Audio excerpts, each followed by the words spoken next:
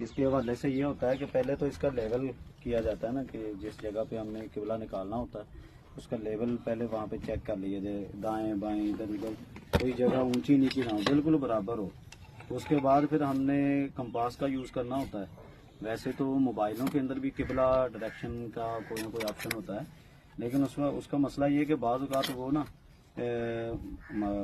قبلہ ڈائریکشن میں مسئلہ ہو جاتا ہے اس میں، موبائل میں اس کی سوئی جو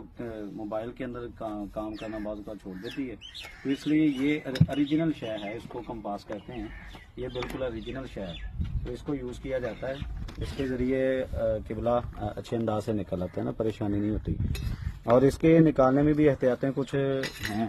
جس نے بھی قبلہ نکالنا ہو اس کو کم از کم ان چیزوں کا خیال رکھنا چاہیے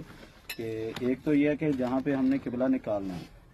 اس کے نیچے اس کے دائیں بائیں ادھر ادھر کوئی لوہے والی